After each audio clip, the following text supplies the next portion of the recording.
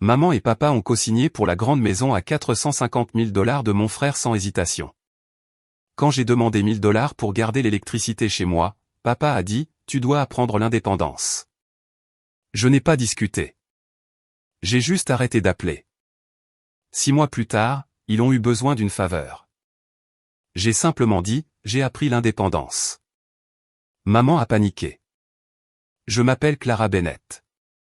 J'ai 29 ans et j'inspecte des systèmes de contrôle d'ascenseur pour gagner ma vie à Kansas City, Missouri. Il y a 6 mois, je me suis assise en face de mes parents à la table de leur cuisine et j'ai demandé à emprunter 1 000 $ pour que la compagnie d'électricité ne coupe pas mon courant. L'explosion d'un tuyau avait détruit une partie de mon appartement. Mes économies d'urgence étaient passées dans les réparations, et une erreur de paie au travail avait retardé 2 de mes chèques. Je leur ai montré l'avis de coupure et j'ai promis de rembourser chaque dollar dans les 3 semaines. Mon père a repoussé l'avis vers moi sans lire la 2e page. Tu dois apprendre l'indépendance, a-t-il dit. Ma mère a hoché la tête comme s'il venait de donner une importante leçon de vie. 4 jours plus tôt, ces 2 mêmes personnes avaient fièrement annoncé qu'elles avaient co-signé pour la maison à 450 000 $ de mon jeune frère et avaient emprunté sur leur propre maison pour l'aider avec son acompte. Ils avaient risqué des décennies d'économie pour lui. Pourtant, 1 000 $ pour moi était apparemment suffisant pour menacer ma moralité. Je n'ai pas pleuré, ni discuté, ni rappelé qu'ils avaient payé son loyer jusqu'à ce qu'il ait 27 ans.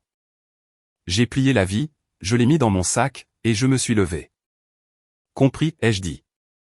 Ensuite, j'ai arrêté d'appeler. J'ai travaillé lors d'inspections de nuit, j'ai vendu la machine à coudre de ma grand-mère, et je me suis assise dans un appartement sombre pendant 2 soirées jusqu'à ce que mon chèque de paie arrive.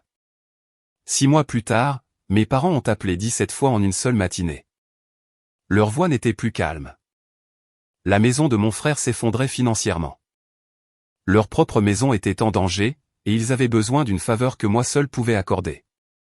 Quand ma mère a finalement réussi à me joindre, j'ai écouté son explication frénétique et j'ai dit, j'ai appris l'indépendance. Elle a paniqué parce que ce que je ne lui avais pas encore dit, c'était que j'avais aussi appris la vérité sur la façon dont ils avaient acheté cette maison. Avant de vous dire ce qu'elle a répondu et ce qui s'est passé après que j'ai refusé de les protéger, dites-moi quelle heure est-il là où vous êtes et d'où regardez-vous? Je veux savoir jusqu'où cette histoire voyage. Le nom de mon jeune frère était Liam Bennett. Et d'aussi loin que je me souvienne, mes parents, David et Marlene Bennett, traitaient son confort comme une urgence familiale et mes besoins comme un exercice de formation du caractère. Quand Liam a eu 16 ans, ils l'ont surpris avec une Mustang d'occasion sur le parking de l'école. Quand j'avais eu 16 ans 2 ans plus tôt, papa m'avait tendu un formulaire de candidature pour l'épicerie et avait dit que payer mon propre abonnement de bus m'apprendrait la responsabilité. Liam a reçu un voyage de fin d'études d'1 semaine en Californie. J'ai reçu un ensemble de bagages parce que, selon maman, j'en aurais besoin quand je déménagerais un jour. Ils ne considéraient rien de tout cela comme du favoritisme. Dans leur version de notre histoire familiale, Liam était sensible et avait besoin d'encouragement, tandis que j'étais capable et n'avais donc besoin de rien. Cette distinction nous a suivis à l'âge adulte. Liam a changé de programme universitaire 3 fois, a quitté 2 emplois dans la vente, et est revenu vivre à la maison chaque fois que le loyer devenait dérangeant. J'ai obtenu une certification technique tout en travaillant de nuit et je suis finalement devenue l'une des rares femmes dans mon équipe régionale de sécurité des ascenseurs. Chaque fois que j'accomplissais quelque chose, papa appelait cela la preuve que leur éducation stricte avait fonctionné. Chaque fois que Liam échouait, ils appelaient cela la preuve qu'il avait besoin de plus de soutien. La maison à 450 000 $ se trouvait dans un nouveau lotissement à l'extérieur d'Overland Park avec 5 chambres, un garage pour 3 voitures, et une cuisine plus grande que tout mon appartement. Liam travaillait comme directeur de compte pour une entreprise de revêtement de sols commerciaux depuis moins de 18 mois. Pourtant, il se comportait comme si la maison était la récompense naturelle pour une vie de discipline. À la pendaison de crémaillère, papa a levé son verre et a annoncé que Liam construisait un véritable avenir. Maman a publié 43 photos en ligne, dont une d'elle-même tenant un panneau décoratif qui disait « La maison est l'endroit où votre histoire commence ». Je n'avais pas été invité. J'ai appris l'existence de la fête quand un cousin m'a identifié sous une photo de famille et a demandé pourquoi j'étais absente. Liam m'a envoyé un message plus tard pour dire que la liste des invités avait été limitée, bien que 2 de ses anciens entraîneurs de sport et un homme qu'il avait rencontré sur un terrain de golf se tiennent sur la photo. Une semaine après que mon électricité a été rétablie, Liam m'a envoyé une photo de sa nouvelle télévision d'extérieur. Enfin terminé le patio, a-t-il écrit. La télévision seule coûtait plus cher que le montant que mes parents avaient refusé de me prêter. J'ai fixé le message pendant plusieurs secondes avant de répondre par un pouce en l'air. Il a ensuite demandé si je pouvais inspecter le petit ascenseur résidentiel qu'il voulait installer entre le garage et le sous-sol. Il s'attendait à ce que je le fasse gratuitement parce que nous étions de la famille. Je lui ai dit que ma licence ne couvrait pas le travail privé sur le côté et je lui ai donné le numéro d'un entrepreneur agréé. Sa réponse est arrivée immédiatement. Tu as toujours été bizarre quand il s'agit d'aider les gens. Cette phrase a mis fin à toute incertitude qui restait en moi. J'ai mis le groupe de discussion familiale en sourdine, j'ai arrêté d'assister au dîner du dimanche, et j'ai décliné les invitations de maman sans explication. Le silence qui a suivi a été révélateur. Personne n'a demandé si mon appartement avait été réparé. Personne n'a demandé comment j'avais maintenu l'électricité. Papa a envoyé un message me disant de ne pas être dramatique. Maman a envoyé une photo de la salle à manger de Liam et a écrit « Nous aimerions que tu puisses être heureuse pour ton frère ». Liam n'a jamais demandé pourquoi j'avais disparu. J'ai survécu en acceptant des appels d'inspection de nuit dans des hôpitaux et des structures de stationnement. Les pannes d'ascenseur ne pouvaient pas attendre jusqu'au matin et les missions d'urgence payaient double. Pendant l'un de ces services, j'ai rencontré Naomi Brox, une consultante en gestion des risques qui supervisait les rénovations dans un complexe médical. Elle a remarqué la rapidité avec laquelle j'ai identifié un relais de frein défectueux que 2 entrepreneurs avaient ignoré. Une semaine plus tard, elle a appelé et a demandé si j'avais déjà envisagé de faire du conseil indépendant en conformité. Plusieurs sociétés de gestion immobilière avaient besoin de quelqu'un qui pouvait examiner les registres de maintenance avant les inspections de l'État, et très peu de spécialistes étaient prêts à s'occuper des systèmes d'ascenseurs plus anciens. Je lui ai dit que je n'avais aucune expérience en affaires. Elle a répondu, tu connais les réglementations, tu connais la machinerie, et tu sais comment repérer les personnes qui cachent quelque chose. La partie commerciale peut s'apprendre. Pour la première fois, le mot indépendante a cessé de sonner comme une punition que mon père m'avait assignée. Il a commencé à ressembler à un atout que je pouvais posséder. J'ai enregistré une petite entreprise appelée Bennett Vertical Safety, j'ai travaillé le soir depuis mon appartement réparé, et j'ai accepté mes 2 premiers clients. En moins de 3 mois, j'avais gagné assez pour reconstituer mon fonds d'urgence. J'ai encadré l'ancien avis de coupure d'électricité et je l'ai accroché au-dessus de mon bureau. Non pas parce que je voulais me souvenir de l'humiliation, mais parce que je ne voulais jamais oublier le jour exact où j'ai arrêté de confondre l'approbation familiale avec la sécurité. Pendant ce temps, la vie en ligne de Liam devenait de plus en plus extravagante. Il publiait des photos de meubles importés, de soirées de football avec traiteur, et d'un nouveau véhicule utilitaire sport garé devant la maison. Maman commentait sous chaque photo. Papa disait aux proches que Liam entrait dans les cercles de direction. Ce que personne ne mentionnait, c'était que le salaire de base de Liam ne pouvait pas supporter même la moitié de ce qu'il affichait. J'ai supposé que mes parents le subventionnaient discrètement, comme ils l'avaient toujours fait. Je ne comprenais pas encore combien d'argent ils avaient placé derrière son image, ni ce qu'ils avaient volé à mon avenir pour la créer. 5 mois après l'incident de l'électricité, Bennett Vertical Safety a reçu une opportunité qui a changé ma vie. Un réseau hospitalier régional avait découvert des registres d'entretien d'ascenseurs incomplets dans 11 établissements. Naomi a recommandé mon entreprise pour un audit indépendant, et après 3 entretiens, j'ai signé le plus gros contrat que j'ai jamais vu.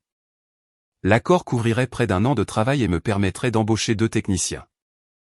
Je me suis assise dans ma voiture après la réunion finale et j'ai fixé le document signé sur ma tablette, me souvenant des 2 nuits où j'avais mangé des biscuits secs dans l'obscurité parce que mes parents considéraient que 1000 $ étaient trop dangereux à me prêter. Le succès n'a pas effacé ce souvenir, mais il en a changé la signification. Le refus n'avait pas prouvé que je n'en étais pas digne. Il avait prouvé que je pouvais survivre en étant traité comme si je ne l'étais pas. Cet après-midi-là, mon cousin m'a envoyé une capture d'écran d'un groupe de discussion de quartier. Un sous-traitant affirmait que Liam lui devait plus de 18 000 $ pour l'aménagement paysager et la construction du patio. Une autre personne a répondu que le chèque que Liam avait émis avait été refusé. Le soir même, la publication avait disparu, mais des messages ont commencé à circuler dans la famille élargie. L'entreprise de revêtement de sol de Liam l'avait suspendu en raison de remboursements irréguliers de clients. Il avait facturé des voyages personnels et des meubles de maison sur un compte de dépenses professionnelles, affirmant qu'il s'agissait de coûts associés à des réunions avec des clients. Au moins 2 clients exigeaient également des remboursements pour des acomptes que Liam avait acceptés sur des projets qui n'avaient jamais été programmés. Maman m'a appelé le lendemain matin. J'ai regardé son nom clignoter sur mon écran jusqu'à ce que l'appel s'arrête. Elle a rappelé. Puis papa a appelé. Ensuite, maman a envoyé un message disant qu'il y avait eu un malentendu et qu'ils avaient besoin de toute la famille réunie. Je n'ai pas répondu. Pendant le déjeuner, Naomi est entrée dans mon bureau en tenant un dossier et a dit qu'un homme attendait près de la réception pour demander si je travaillais là. C'était papa. Il n'avait jamais visité mon emploi précédent, n'avait jamais assisté à ma cérémonie de certification, et avait même oublié une fois le nom de l'entreprise où j'avais travaillé pendant 4 ans. Maintenant, il se tenait dans le hall de ma nouvelle entreprise parce que Liam avait des ennuis. Papa est entré dans mon bureau sans me féliciter. Ses yeux ont parcouru les nouveaux bureaux, les manuels de conformité, et le contrat hospitalier encadré avant de se poser sur moi. « Tu as bien réussi », a-t-il dit. Pas avec fierté, mais avec calcul. Ta mère et moi ne réalisions pas que l'entreprise était devenue aussi sérieuse. De quoi as-tu besoin, ai-je demandé. Il a fermé la porte. Liam avait 3 mois de retard sur son prêt hypothécaire. Parce que mes parents avaient co-signé, la banque exigeait qu'ils paient. Ils avaient également contracté une ligne de crédit sur la valeur de leur maison pour fournir 90 000 $ à Liam pour la compte, les frais de clôture, et les rénovations. Si le défaut de paiement du prêt hypothécaire continuait, leur crédit serait détruit, et le paiement de leur propre prêt pourrait devenir inabordable. Papa voulait que je leur prête 75 000 $ du compte de mon entreprise. Il a proposé d'appeler cela un investissement temporaire. Une fois que Liam aurait vendu la maison, tout le monde serait remboursé. J'ai presque ri. Vous m'avez refusé 1 000 $. C'était différent, a-t-il dit. Comment? Tu nous demandais de couvrir une facture d'électricité. Le problème de Liam implique des biens immobiliers et la stabilité financière de toute la famille. Mon électricité était réelle. La mâchoire de papa s'est contractée. Nous savions que tu allais trouver une solution. Tu le fais toujours. Voilà. La phrase qui avait excusé chaque décision inégale qu'ils avaient jamais prise. On m'a refusé de l'aide parce que j'étais capable et Liam a été récompensé parce qu'il ne l'était pas. Ils avaient transformé ma compétence en une raison de m'abandonner. Je lui ai dit que mon entreprise n'avait pas 75 000 $ de disponibles pour des prêts familiaux. C'était vrai. Le contrat de l'hôpital semblait impressionnant, mais les paiements arriveraient par étapes, et l'argent sur mon compte était réservé aux salaires, aux assurances, et à l'équipement. Papa a suggéré que je demande une ligne de crédit commercial. Quand j'ai refusé, il s'est penché en avant et a baissé la voix. Ton frère pourrait faire face à des accusations criminelles si son employeur pousse cette affaire. Perdre la maison empirerait tout. Tu as une chance de garder cela privé. Le mot privé a attiré mon attention. Qu'est-ce qui doit exactement rester privé? Il s'est levé trop rapidement. Rien. Je dis que les affaires de famille ne devraient pas devenir un divertissement public. Après son départ, j'ai cherché les registres de propriété du comté. L'acte de propriété et l'hypothèque de Liam étaient publics, tout comme le privilège sur la valeur de la maison de mes parents. Les dates n'avaient aucun sens. Mes parents avaient retiré 90 000 $ de leur maison près de 3 mois avant la clôture de Liam. Pourtant, maman avait dit à plusieurs reprises aux proches que Liam avait économisé son propre acompte. Ce soir-là, j'ai ouvert une boîte de rangement contenant des documents que j'avais pris lors de mon déménagement. Au fond se trouvait un relevé d'un compte d'investissement pour l'éducation que ma grand-mère avait ouvert pour moi quand j'étais enfant. Le dernier solde que je me souvenais avoir vu était d'environ 42 000 $. Mes parents m'avaient dit que le compte s'était effondré pendant la récession et qu'il ne restait presque rien, ce qui expliquait pourquoi j'avais travaillé pendant mes études techniques. J'ai appelé l'institution financière et j'ai passé près d'1 heure à vérifier mon identité. Parce que le compte avait été sous tutelle et transféré après que j'ai atteint l'âge adulte, il pouvait fournir des relevés historiques. Le représentant a envoyé les dossiers par courrier électronique le lendemain matin. L'argent n'avait pas disparu pendant une récession. 38 600 $ avaient été retirés peu après mon 21e anniversaire. Le jour même où mes parents ont remboursé la dette de l'université privée de Liam et lui ont acheté un nouveau véhicule. Ma signature apparaissait sur le formulaire d'autorisation. Ce n'était pas ma signature. Un deuxième retrait d'un autre petit compte, financé par l'assurance vie de ma grand-mère, avait eu lieu peu avant que Liam n'achète la maison. À ce moment-là, j'aurais dû contrôler les fonds directement. L'autorisation de transfert indiquait une adresse de courrier électronique appartenant à ma mère. J'ai regardé l'ancien avis de coupure d'électricité encadré au-dessus de mon bureau et j'ai finalement compris pourquoi maman avait paniqué quand j'avais dit que j'avais appris l'indépendance. Mes parents n'avaient pas simplement choisi Liam plutôt que moi. Ils avaient financé son indépendance avec de l'argent qui m'appartenait légalement. Je ne les ai pas confrontés immédiatement. Pendant 3 jours, j'ai rassemblé des relevés, des registres de retrait, et des copies des formulaires d'autorisation. Naomi m'a mis en contact avec une avocate nommée Alison Reed, qui a confirmé que les documents soulevaient de sérieuses questions sur des falsifications et des transferts non autorisés.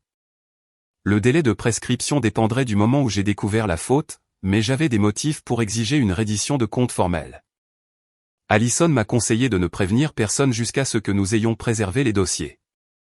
Avant que nous puissions envoyer une lettre, maman a annoncé une réunion de famille obligatoire chez mes parents. Elle a contacté des tantes, des oncles, et des cousins, affirmant que Liam était la cible d'employeurs malhonnêtes et de créanciers cruels. La réunion n'était pas destinée à résoudre quoi que ce soit. Elle était conçue pour faire pression sur moi devant un public. Maman croyait que si suffisamment de proches regardaient, je serais trop gêné pour refuser. Quand je suis arrivé, 12 personnes étaient assises dans le salon. Liam se tenait près de la cheminée, portant une chemise repassée et l'expression d'un homme assistant à sa propre cérémonie commémorative. Sa fiancée, Kelsey Morgan, était assise à l'écart de lui, les bras croisés.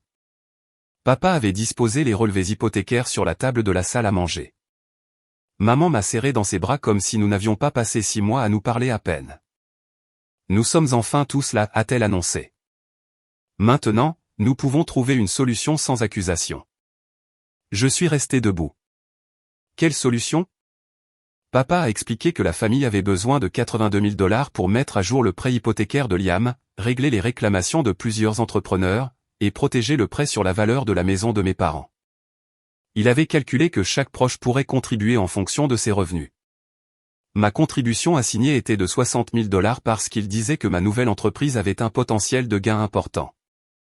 Tous les autres ensemble devaient fournir les 22 000 $ restants. Une tante a eu l'air horrifiée. Un cousin a murmuré, « Est-il sérieux ?» Maman a immédiatement commencé sa performance. Elle a rappelé à tout le monde à quel point papa et elle avaient travaillé dur pour élever 2 enfants. Elle a dit que Liam avait fait des erreurs mais méritait de la compassion. Puis elle s'est tournée vers moi. Clara est dans la position la plus forte pour aider. Nous l'avons soutenue pendant des années et c'est son opportunité de donner quelque chose en retour. J'ai placé mon dossier sur la table. Vous m'avez soutenu? Papa m'a averti de ne pas changer de sujet. J'ai ouvert le premier relevé et j'ai fait circuler des copies dans la pièce. Grand-mère Evelyne a créé un compte d'éducation pour moi. Maman et papa m'ont dit qu'il avait perdu la plus grande partie de sa valeur. Ce n'est pas vrai. 38 600 $ ont été retirés en utilisant une signature qui n'est pas la mienne. L'argent a été utilisé pendant la même semaine où la dette universitaire de Liam a disparu et où il a reçu une voiture. La pièce est devenue si silencieuse que je pouvais entendre la machine à glaçons dans la cuisine. Le visage de maman a perdu ses couleurs. Papa n'a pas regardé le document. Il a regardé Liam. J'ai placé le deuxième document à côté. Maman a commencé à pleurer instantanément. Pas les larmes lentes et choquées de quelqu'un faussement accusé, mais les pleurs rapides et stratégiques qu'elle utilisait chaque fois que les conséquences entraient dans la pièce. Elle a dit que les comptes avaient toujours été de l'argent familial.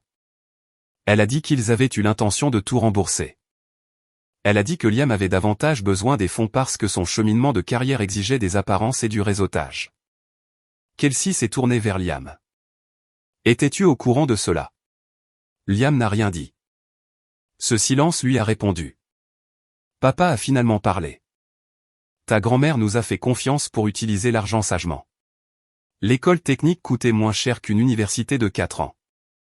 Nous avons pris une décision basée sur les besoins de nos 2 enfants. Vous avez falsifié ma signature. N'utilise pas de langage juridique contre tes propres parents. C'est du langage juridique parce que vous avez créé un problème juridique. Maman a attrapé mon poignet. Clara, s'il te plaît. Nous pouvons discuter de cela en privé. J'ai retiré sa main. Vous avez invité 12 personnes parce que vous vouliez que ma réponse soit publique. Alors, la voici publiquement. Je ne donnerai pas 60 000 $ à Liam. Je n'emprunterai pas sur mon entreprise. Je ne signerai rien, je ne cacherai rien, et je ne raconterai pas aux créanciers une histoire qui le protège. La voix de papa s'est élevée. Après tout ce que nous avons fait pour toi, tu es prête à détruire cette famille pour de l'argent? Non, ai-je répondu. Vous étiez prêt à la détruire quand vous avez décidé que l'avenir d'un seul enfant comptait. Liam a soudainement frappé la table du poing. Il m'a accusé d'attendre son pire moment pour l'humilier. Il a dit que l'ancien compte n'avait rien à voir avec sa crise actuelle. Puis il a fait l'erreur qui a changé toute la réunion. Tu n'utilisais même pas cet argent, a-t-il crié. Papa a dit que tu ne saurais jamais qu'il avait disparu. Kelsey s'est levée et a retiré sa bague de fiançailles. Liam a immédiatement changé de ton, mais il était trop tard. Kelsey a demandé combien d'autres mensonges financiers il lui avait dit. Elle avait cru que son acompte provenait de commissions et d'économies. Elle avait cru que les litiges avec les entrepreneurs étaient des erreurs administratives. Elle avait également investi 25 000 $ dans la maison sous la promesse que son nom serait ajouté à l'acte de propriété après le mariage.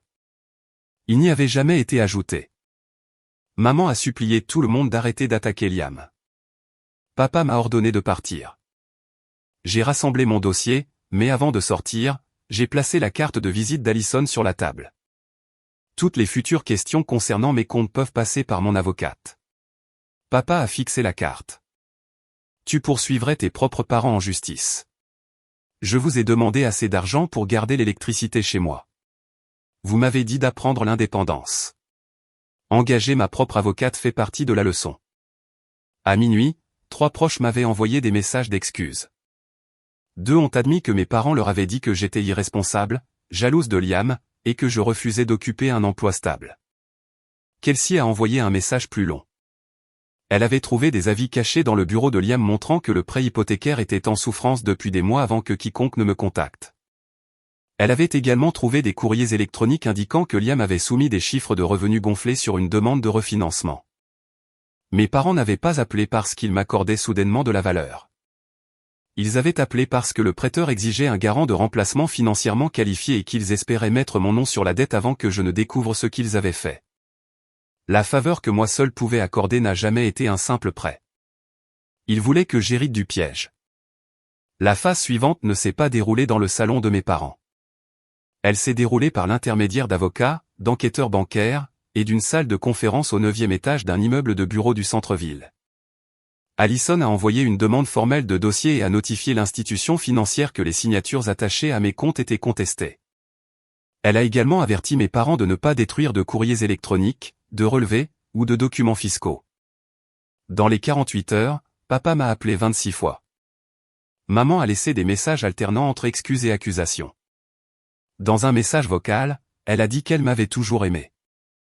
Dans le suivant, elle a dit que j'étais devenue froide, cupide, et obsédée par l'idée de punir les gens. Je n'ai répondu qu'une seule fois par écrit, veuillez communiquer par l'intermédiaire de mon avocate. Incapable de me contrôler en privé, maman a essayé de contrôler l'histoire publiquement. Elle a publié un long message en ligne disant que l'un de ses enfants avait abandonné la famille lors d'une urgence financière. Elle n'a jamais utilisé mon nom, mais elle a inclus suffisamment de détails pour que tout le monde m'identifie. Elle a décrit Liam comme un jeune propriétaire travailleur détruit par les circonstances économiques, et moi comme une propriétaire d'entreprise prospère qui avait oublié d'où elle venait. Des amis de l'église et d'anciens voisins ont commencé à partager la publication. Plusieurs inconnus ont commenté que les enfants qui rejetaient leurs parents finiraient par le regretter. 6 mois plus tôt, ce jugement public m'aurait peut-être effrayé et réduite au silence. Maintenant, j'avais des factures, des relevés bancaires, et des messages archivés. Je n'ai pas écrit de réponse émotionnelle. J'ai publié un seul paragraphe, parce que des affirmations inexactes à mon sujet sont partagées publiquement, je vais clarifier un fait. Des fonds légalement désignés pour mon éducation ont été retirés sans mon autorisation et utilisés pour un autre membre de la famille. L'affaire est actuellement examinée par un conseiller juridique. Je n'en discuterai pas davantage en ligne. J'ai joint un relevé expurgé montrant la date du transfert et la signature contestée. Maman a supprimé sa publication dans les 20 minutes, mais des captures d'écran s'étaient déjà répandues. Les mêmes personnes qui avaient félicité mes parents pour avoir aidé Liam à acheter sa maison ont commencé à demander pourquoi l'argent laissé par ma grand-mère m'avait été enlevé. Une tante a révélé que grand-mère Evelyne avait répété à plusieurs reprises que les comptes étaient destinés à garantir que je ne dépendrais jamais de personne pour une éducation. Un employé de banque à la retraite dans la famille a noté que le formulaire d'autorisation semblait altéré. Papa a démissionné de son poste bénévole de trésorier d'une association civique locale après que le conseil d'administration a demandé une explication.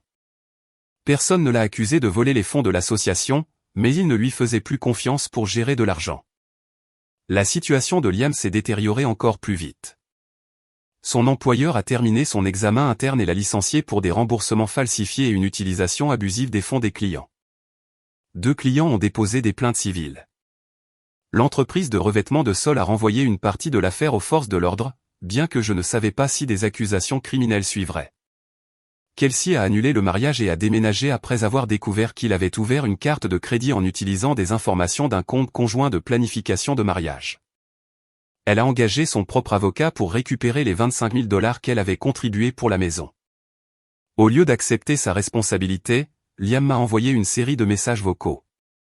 Il m'a tenu pour responsable du départ de Kelsey, de son licenciement, et de l'enquête. Il a affirmé qu'aucune de ces choses ne serait arrivée si j'avais donné 60 000 $ à la famille avant la réunion. Il a dit que je lui en avais toujours voulu d'être plus sympathique. Puis son ton s'est adouci. Il m'a dit qu'il était déprimé, effrayé, et incapable de dormir. Il a dit qu'il avait besoin de sa sœur. J'ai écouté 2 fois parce qu'une partie de moi espérait encore entendre de véritables remords. Ce que j'ai entendu, c'était la peur des conséquences. Il ne s'est jamais excusé d'avoir pris de l'argent sur mes comptes. Il n'a jamais demandé ce qu'il m'en avait coûté de travailler pendant mes études. Il n'a jamais reconnu les nuits sans électricité. Même dans le désespoir, sa souffrance occupait toute la conversation. Une semaine plus tard, Liam est apparu chez Bennett Vertical Safety pendant une présentation client. Il a contourné la réception en suivant un livreur par la porte sécurisée. Quand je suis sorti dans le couloir, il se disputait avec Naomi et exigeait 5 minutes seul avec moi. J'ai demandé à Naomi de rester. Liam avait l'air épuisé. La banque a programmé la vente, a-t-il dit. Nous avons 30 jours. Le paiement sur la valeur de la maison de papa augmente et ils ne peuvent pas couvrir les 2 maisons. Tu peux arrêter ça. Non, je ne peux pas. Tu as le contrat de l'hôpital. Cet argent appartient à mon entreprise et à mes employés. Tu te caches derrière des formalités administratives parce que tu veux me regarder échouer. Tu as échoué avant même que je sache qu'il y avait un problème. Il a baissé la voix et a proposé un marché. Si je lui prêtais 40 000 $ et que je disais à mon avocate d'abandonner l'enquête sur le compte, il signerait un accord de remboursement. Il a également promis d'admettre publiquement que nos parents l'avaient favorisé. Tu penses que la reconnaissance est quelque chose que tu peux me vendre, ai-je dit. J'essaie de survivre. Moi aussi quand on me déconnectait la lumière. Il a levé les yeux au ciel. C'était une seule facture d'électricité. Clara, c'est ma maison. Cette phrase a effacé la dernière trace de culpabilité que je portais. Sa maison représentait la dignité. Mon électricité avait représenté une leçon. Ses erreurs méritaient d'être sauvées. Ma crise méritait l'obscurité. Je lui ai dit de partir. Il a refusé et s'est approché, m'avertissant que nos parents perdraient tout à cause de moi. Naomi a appelé la sécurité du bâtiment. Alors que 2 agents l'escortaient vers l'ascenseur, il a crié que je mourrais seul avec mon argent. Les cadres de l'hôpital avaient entendu une partie de l'agitation. Je m'attendais à de l'embarras, peut-être même à des inquiétudes concernant mon professionnalisme. Au lieu de cela, le directeur des installations du réseau a demandé si j'avais besoin de sécurité supplémentaire, puis a poursuivi la réunion. Mon travail ne s'est pas effondré parce que ma famille était en colère. Ma réputation n'a pas disparu parce que Liam m'a insulté. Cette réalisation a été plus libératrice que n'importe quel fantasme de vengeance à l'extérieur de la maison de mes parents. Leur version de moi n'avait aucune autorité. La vente sur saisie a eu lieu. Le symbole de réussite de Liam à 450 000 $ a été revendu au prêteur pour beaucoup moins que ce qu'il devait. Les meubles de luxe ont été saisis. Le véhicule utilitaire sport a disparu de l'allée, et les privilèges des entrepreneurs ont consommé le peu de valeur qui restait. Parce que mes parents avaient co-signé et lourdement emprunté sur leur propre propriété, ils étaient toujours responsables d'une dette substantielle après la vente. Papa a appelé Allison et a proposé de rendre 20 000 $ de mon compte d'éducation si je signais une déclaration disant que les transferts originaux avaient été autorisés. Allison a rejeté l'offre immédiatement. Ils n'essayaient pas de me dédommager. Ils essayaient d'acheter mon silence au rabais. 2 mois après la saisie, maman a demandé à me rencontrer dans une bibliothèque publique sans papa ni Liam. Allison m'a conseillé de ne rien signer, alors Naomi a attendu à proximité pendant que maman et moi étions assises à l'intérieur d'une salle d'études au mur de verre. Maman avait l'air plus vieille avec des racines grises apparentes et aucune de la confiance polie qu'elle portait habituellement. Elle a expliqué qu'elle et papa avaient mis leur maison en vente parce qu'ils ne pouvaient plus se permettre les paiements sur la valeur nette de la maison, les frais juridiques, et la dette restante du prêt hypothécaire de Liam.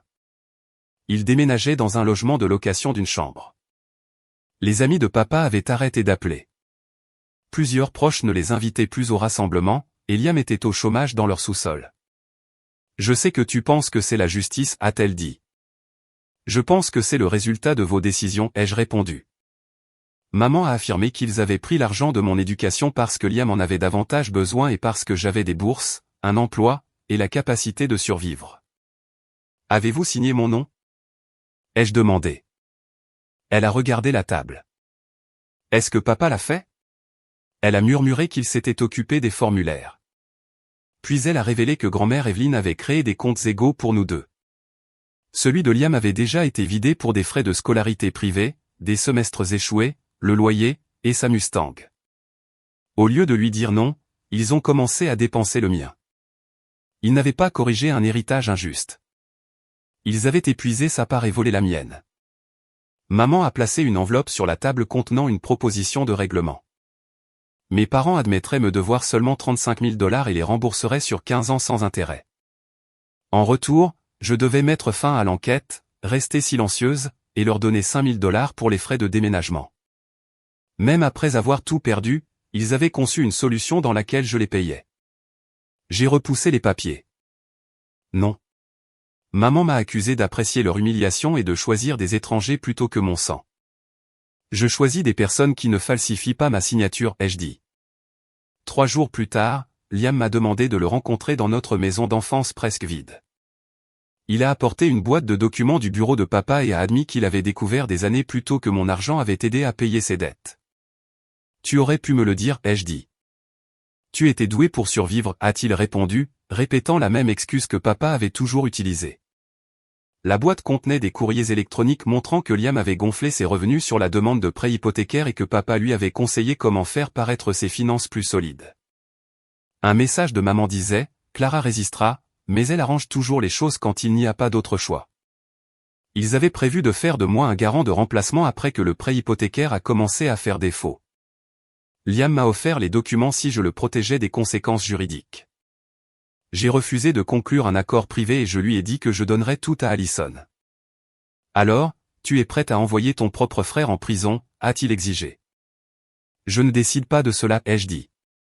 Je décide de ne pas mentir. Quand il a demandé ce que je voulais, je lui ai dit que j'avais voulu des parents qui me traitaient comme leur enfant, un frère qui comprenait ce que son confort me coûtait et 1 000 $ pour 3 semaines. Nous ne pouvons pas changer cela maintenant, a-t-il dit. Non, mais tu peux arrêter de me demander de payer pour cela une fois de plus. La maison de mes parents a été vendue la semaine suivante, et Liam a bientôt perdu la chambre qu'il louait à un ami après avoir omis de payer. L'enquête financière a confirmé que mes signatures étaient invalides.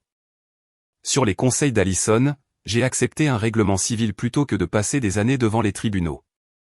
Mes parents ont été tenus de reconnaître les transferts non autorisés, de rembourser le capital à partir de ce qui restait des produits de la vente de leur maison, et de couvrir une partie de mes frais juridiques. Je n'ai pas récupéré chaque dollar, mais le dossier écrit décrivait enfin ce qu'ils avaient fait au lieu de me qualifier de jalouse, dramatique, ou ingrate. 1 an après que mes parents ont refusé de me prêter 1 000 $, Bennett Vertical Safety a déménagé dans un bureau plus grand. J'ai embauché un 3e technicien et créé un apprentissage rémunéré pour les femmes qui entrent dans des carrières de sécurité mécanique. Notre premier apprenti était une mère célibataire de 22 ans qui a failli abandonner sa certification parce qu'elle ne pouvait pas se permettre les frais d'examen. Mon entreprise les a payés parce qu'une crise temporaire ne devrait jamais effacer l'avenir d'une personne capable. J'ai gardé l'ancien avis de coupure d'électricité au-dessus de mon bureau et j'ai placé la reconnaissance civile à côté. L'un montrait le jour où ma famille m'a refusé de l'aide. L'autre montrait le jour où ils ont perdu le pouvoir de réécrire ce qui s'était passé. La réputation de mes parents ne s'est jamais rétablie. Papa a démissionné de ses rôles civiques. Maman a arrêté de fréquenter le groupe de l'église où elle affichait autrefois les réalisations de Liam, et les proches ne leur faisaient plus confiance avec de l'argent ou des informations privées. Leur nouvel appartement était sûr, mais maman le considérait comme humiliant car il ne reflétait pas l'image de réussite qu'elle avait passé des années à construire. Liam a fait face à des jugements civils pour des dépôts de clients et des remboursements d'employeurs. Son ancienne industrie ne l'embaucherait plus à un poste financier ou en contact avec la clientèle. Ainsi, il a commencé à prendre des gardes d'entrepôt par le biais d'une agence d'intérim. Le travail était honnête, mais il le traitait comme une insulte parce qu'il croyait toujours que les conséquences ordinaires étaient destinées à d'autres personnes. Kelsey a récupéré une partie de son argent, a déménagé, et s'est excusé d'avoir cru à la version de notre famille qu'il lui avait vendue. Liam a appelé une fois d'un numéro inconnu le jour de mon anniversaire. Il a dit que papa avait subi une petite alerte de santé et a demandé si je prévoyais de lui rendre visite. J'ai dit que j'espérais que papa se rétablisse, mais toute relation nécessiterait de sincères excuses sans argent, culpabilité, ou faveurs attachées. Liam m'a accusé de m'attendre à ce que tout le monde rampe devant moi, alors j'ai mis fin à l'appel. Je n'ai pas célébré leur perte, mais je n'ai pas empêché les conséquences non plus. Je n'avais pas causé la saisie, les fiançailles rompues, les poursuites judiciaires, ou la réputation ruinée. Liam a créé ses dettes. Mes parents ont falsifié des documents, engagé leur maison, et menti aux proches. J'ai simplement refusé de devenir la dernière ressource qu'ils consommaient. Pendant la majeure partie de ma vie, ils ont utilisé le mot famille comme une facture présentée uniquement à moi. Quand Liam avait besoin de frais de scolarité, de transport, de loyer, ou d'une maison, famille signifiait tout lui donner. Quand j'avais besoin d'aide, famille signifiait accepter le rejet en silence. Quand leurs choix se sont effondrés, famille signifiait soudainement abandonner mon entreprise, mes économies, et mes droits légaux. Ce n'était pas de l'amour. C'était de l'accès. Les sauvés auraient enseigné à Liam la même leçon qu'il avait apprise toute sa vie. L'avenir de quelqu'un d'autre pouvait toujours être sacrifié pour le protéger. Mes parents le favorisaient parce que le sauver les faisait se sentir nécessaires. Mon indépendance les menaçait parce qu'elle limitait leur contrôle. Ils louaient ma force quand elle excusait la négligence et la condamnaient quand elle empêchait l'exploitation. Maman a fini par envoyer un courrier électronique admettant que refuser l'argent pour l'électricité avait été cruel. Ce n'était pas une excuse complète, mais c'était la première phrase honnête qu'elle me donnait. Papa est resté silencieux, et j'ai accepté son silence comme sa décision plutôt que comme un autre problème que je devais résoudre. À l'anniversaire de la nuit où mon courant a été coupé, je suis resté tard au bureau pendant que nous testions le système électrique d'urgence. Toutes les lumières étaient allumées. Un an plus tôt, l'obscurité m'avait fait me sentir jetable. Maintenant, je comprenais que perdre l'approbation de ma famille m'avait forcé à construire une source de sécurité qu'ils ne pouvaient pas éteindre. Papa m'avait dit d'apprendre l'indépendance parce qu'il voulait dire de ne pas s'attendre à ce qu'ils me choisissent. Ce que j'ai appris était différent. L'indépendance signifiait protéger mon travail, reconnaître la manipulation, et refuser de financer des personnes qui traitaient ma résilience comme une permission de me blesser. Le pardon n'exigeait pas l'accès. La réconciliation n'exigeait pas le silence. Et le sang ne transformait pas l'injustice en amour. Mes parents ont co-signé pour la maison à 450 000 $ de Liam, mais m'ont refusé 1 000 $ pour garder mon électricité. 6 mois plus tard, quand leur maison, leurs économies, et leur réputation étaient en danger, ils s'attendaient à ce que je les sauve. Je n'ai crié ou menacé personne. Je leur ai simplement donné la leçon qu'ils m'avaient réservée. Je les ai laissés apprendre l'indépendance. Et cette fois, personne n'attendait dans l'obscurité pour payer leurs factures. La leçon est simple. Le sang crée une connexion, mais l'équité, la responsabilité, et le respect déterminent si cette connexion mérite de survivre. Les limites ne sont pas de la cruauté. Parfois, la réponse la plus forte à l'injustice est de dire la vérité, de se retirer, et de permettre aux conséquences d'atteindre les personnes qui les ont créées. Merci d'avoir écouté jusqu'au moment final. Cette vidéo est une histoire fictive créée uniquement pour le divertissement et la réflexion éducative. Nous espérons qu'elle vous rappelle que parfois les personnes qui vous blessent s'attendent à ce que vous restiez petit. Mais choisir la croissance, la paix et l'indépendance peut devenir la réponse qu'elles n'ont jamais attendue.